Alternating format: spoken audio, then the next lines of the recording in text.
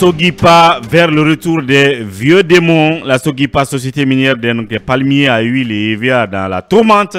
Bassekou, qu'est-ce qu'on peut en savoir? Bien, il est important de préciser que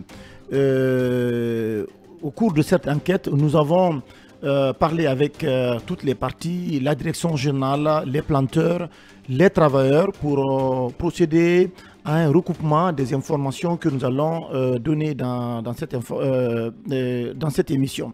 Alors, tout est parti de cette grève générale donc, qui profile à l'horizon et qui a été, dont le préavis de grève est effectivement arrivé sur la table de la direction générale. Donc, ils demandent dans 15 jours de faire face à leurs préoccupations. Sinon, ils vont déclencher un mouvement de grève parce qu'ils réclament, entre autres, vous l'avez dit, le paiement de 4 mois d'arriérés des planteurs qui s'élève à 43 milliards de francs guinéens, le paiement des ristournes non impayés qui se chiffre à 19 milliards, la révision de la convention et la mise en place du conseil d'administration dont la Sogipa est dépourvue.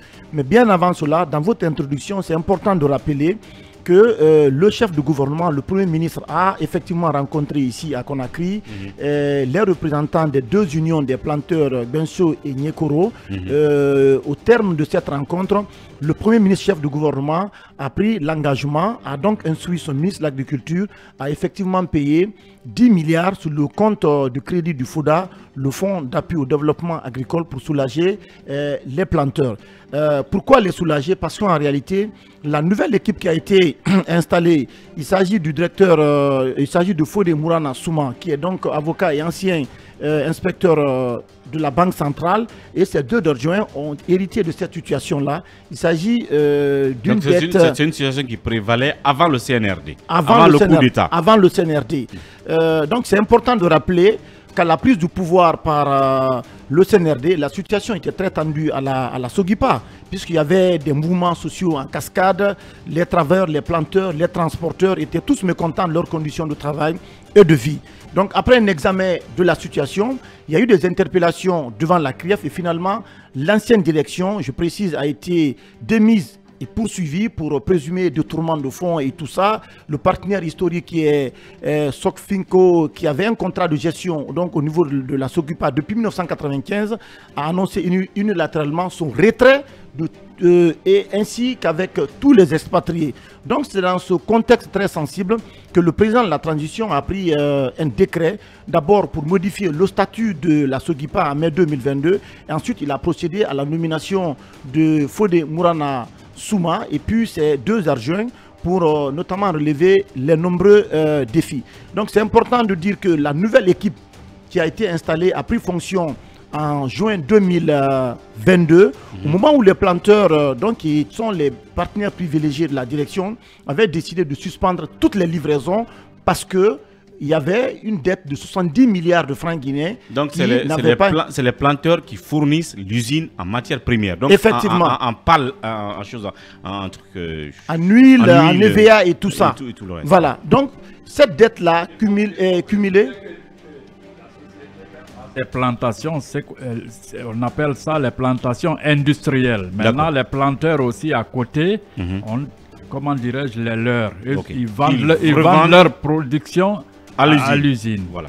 Bah, c'est cool. Donc, c'est important de rappeler, au terme d'intenses tractations sur les 70 milliards, les planteurs ont accepté de reprendre les livraisons contre le paiement de 2 mois sur les 6 mois impayés, en plus la facture fraîche, donc ce qui fait 30 milliards. C'est-à-dire, en termes très simples, la nouvelle équipe qui a hérité de cette situation a payé 30 milliards sur les 70 milliards. Donc, il reste à date 43 milliards de francs guinéens que la Sogipa doit effectivement aux planteurs. Mais l'une des avancées quand la nouvelle équipe est arrivée, c'est qu'elle s'est engagée à payer les factures fraîches. C'est-à-dire, vous fournissez de la matière première. Tout de suite. On vous paye. On vous paye tout de suite. Oui.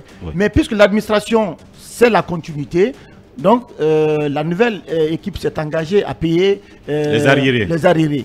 Donc c'est sur les 43 milliards restants que le Premier ministre a rencontré les planteurs et s'est engagé à payer 10 milliards pour pouvoir soulager rapidement les planteurs. Donc comme je l'ai dit, la direction s'est engagée à payer les factures fraîches et éventuellement faire face aux arriérés, donc les 4 mois.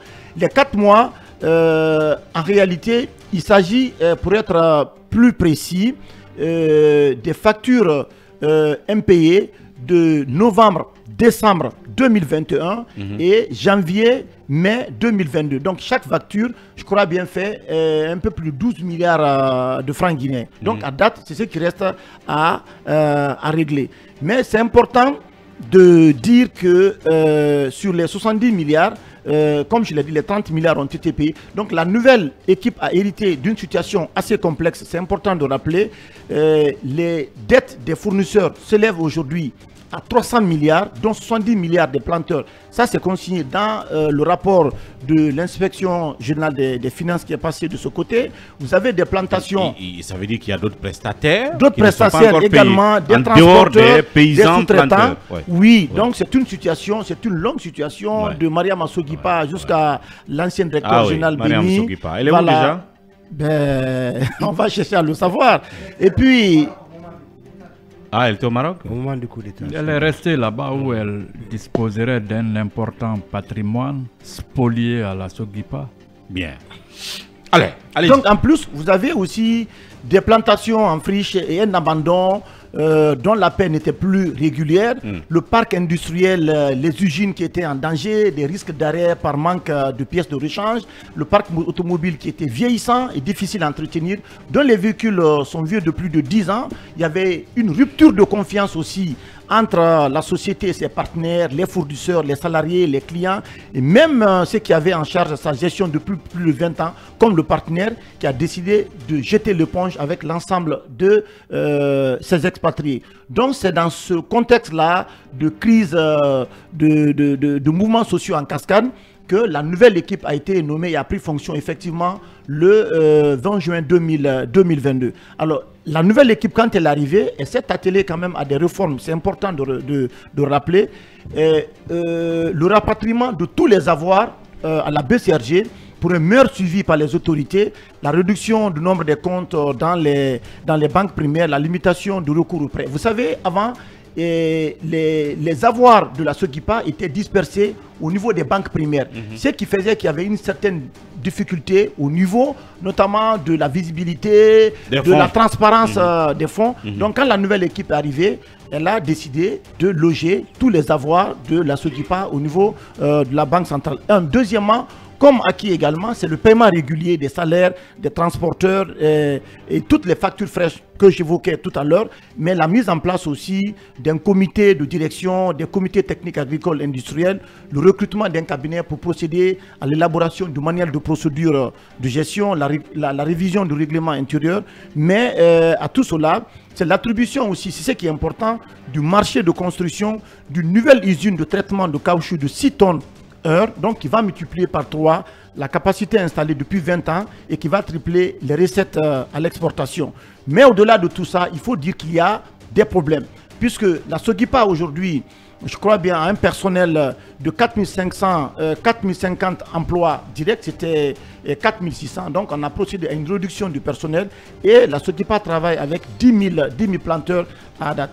Nous avons poussé les investigations, mais on n'a pas pu obtenir d'informations réelles sur les recettes liées à l'exportation. C'est un gros tabou de ce côté. La direction générale, les planteurs, on a eu toutes les difficultés à avoir des informations autour de ça. Bien. Mais c'est important que à l'état de la trésorerie, ça c'est à la direction générale. Oui, mais en réalité, parce que les planteurs ne vendent leur production qu'à l'usine. Une fois, si tu tentes de traverser pour aller au Libéria, où tu peux avoir un bon prix sur le kilo, par exemple, du coagulum, de caoutchouc, on met main sur toi, tu te retrouves en prison du côté de Yomu. Bien.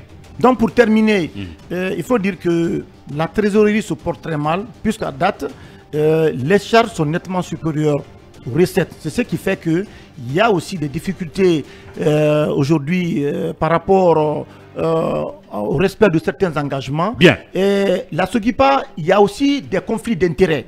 Parce que les restantes nominations qui ont été effectuées, notamment le départ du directeur des plantations familiales qui a été envoyé à Colentin ici, a suscité une vague d'indignation. Mais le nouveau directeur général, quand il est arrivé, dans sa vision, puisque celui qui est comptable des résultats devant le conseil d'administration, à procéder à des réaménagements. Mais il faut dire qu'il y a beaucoup de conflits d'intérêts parce que vous voyez un chef de village là-bas qui est en même temps planteur, le fils est transporteur. Donc c'est une situation qui est assez complexe aujourd'hui. Aux dernières nouvelles, les négociations sont en cours avec les planteurs pour pouvoir essayer de payer les ristournes impayés de 2003, mais aussi les factures, les anciennes factures là, dont les montants s'élèvent aujourd'hui à 43 milliards de francs guinéens. Et que dire de la qualité des installations de cette usine qui doit certainement être modernisée pour faire face à la concurrence, à la demande interne et extérieure en termes d'huile et tout le reste. Je pense que nous effectuerons un déplacement à Zérékoré, plus précisément à Youmou, Bassekou, bien entendu, et moi du côté de Youmou pour effectivement, nous rendrons du côté de la Sokipa pour toucher du doigt. Parce que même les accès à l'usine, c'est problématique. La route, c'est le problème. Oui, donc, effectivement. Oui, Mombo, vous connaissez la zone. Voilà, pour conclure, très rapidement. Voilà, pour conclure, il faudra dans votre enquête aussi jeter coup d'œil du côté des Colintins pour voir ce que la Sokipa produit effectivement là-bas, puisque cette dame qui avait privatisé ce fleuron de l'industrie, Mariama Sogipa, a installé je ne sais quoi là-bas. Parce que la Sogipa, c'est l'un des acquis phares que Conté nous a légués. Malheureusement, le directeur général d'Eurad, celui-même qui a fondé la Sogipa, depuis son départ, le népotisme aidant, Conté a placé cette dame à la tête de la Sogipa. La Sogipa fut privatisée, c'est elle qui gérait tout, de la cantine, même la cantine de Djeke, le matin, ceux qui sont là-bas appelés ici pour dire on achète combien de casiers de boissons, entre autres, sans compter les camions, je vous dis c'est la merde. Donc aujourd'hui le CNRD est venu, il faut saluer ce qu'ils sont en train de faire, parce que déjà le fait d'avoir relocalisé la direction là-bas, ça va aider et on va continuer. Et ça, il faut le reconnaître. Nanyale, voilà, il s'est beaucoup battu. A exigé que l'équipe ne soit plus à Conakry, que ce soit une administration bureaucratique, que l'équipe dirigeante aille à Youmou là-bas et qu'elle gère de plus près la situation. Donc ça, c'est vraiment l'actif de Mamadou. Il faut revoir les choses parce que c'est un peu l'armée mexicaine aussi où il y a plus de dirigeants que de petites mains. Donc la Sogipa, c'est notre bébé, ça. C'est mon père qui s'est battu, qui a été le tuteur des Blancs qui ont fondé la Sogipa. Depuis quand j'étais enfant, les Blancs venaient à Djeke séjourner. On leur cédait notre maison vers les années 70 pour aller explorer. Donc quand je vois que cette usine, ces projets, Puc Dîner, moi ça me fait mal. Absolument. Pourquoi il faut que ça change. Voilà pourquoi je dis que dans quelques jours, Bassekou, Doyen Gambaldé et moi personnellement, avec la bénédiction du coordinateur stratégique des enquêtes, Talibé Bari, on dirait à Zérékoré, Talibé, est-ce que vous l'acceptez en direct ou pas? Mais en tout cas, il faut bien qu'on aille sur le terrain, c'est important. C'est important. Oui, on s'y penchera. Bien. Avec tous les moyens disponibles.